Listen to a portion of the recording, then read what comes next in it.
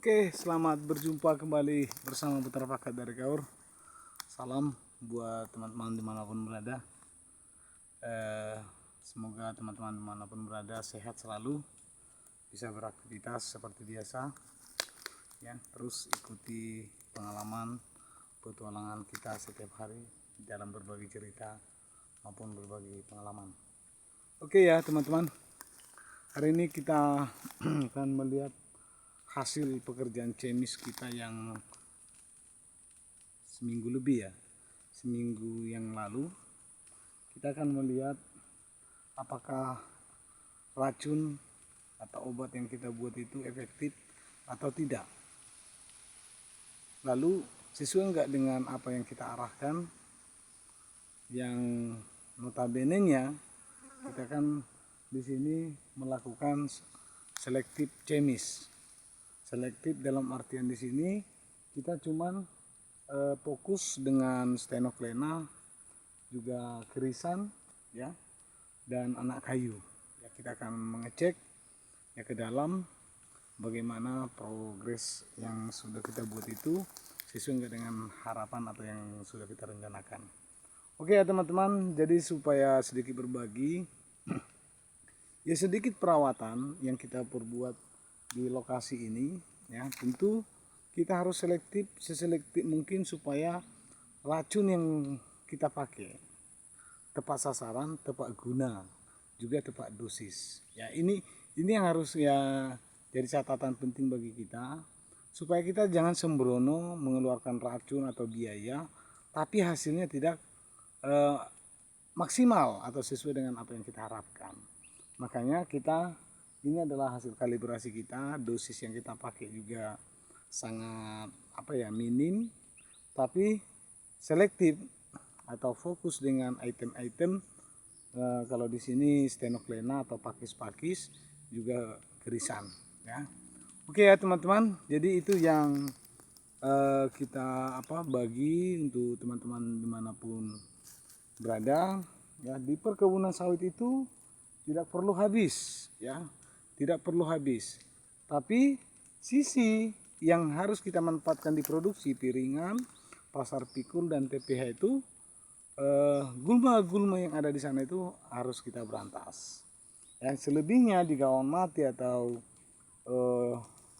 di luar pasar pikul, di luar piringan, itu harus kita rawat, jangan kita musnahkan atau kita basmi, tapi harus kita rawat supaya apa?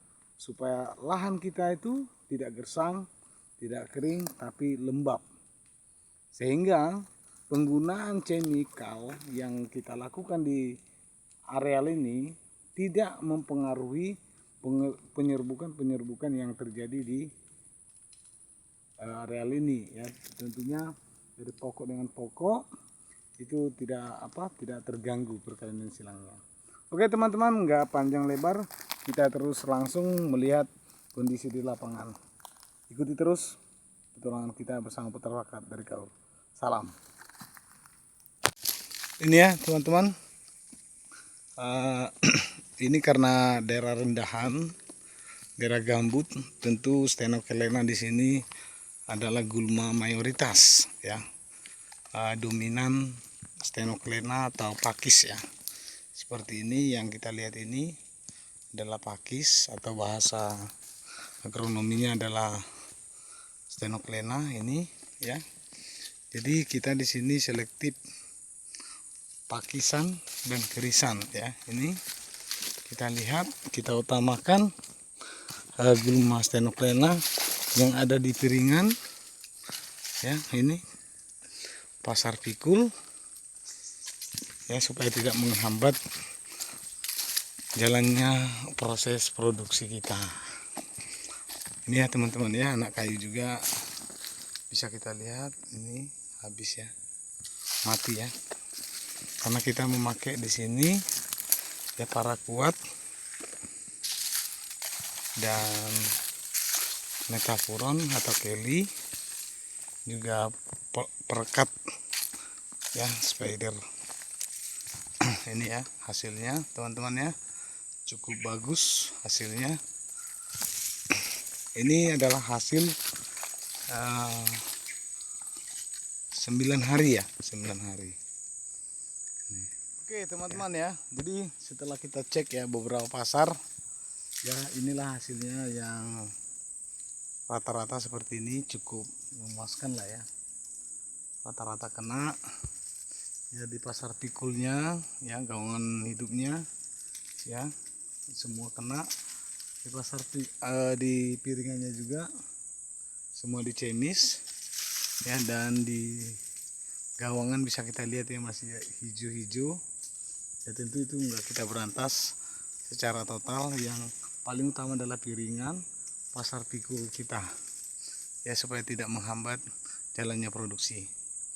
Oke teman-teman, mudah-mudahan bermanfaat ya hasil hari ini ya. Tentu kita senang berbagi ya, kalaupun ada kekurangan di lapangan ya lebih bagus kita konsultasi atau melakukan kalibrasi ya, terutama menggunakan dosis ya.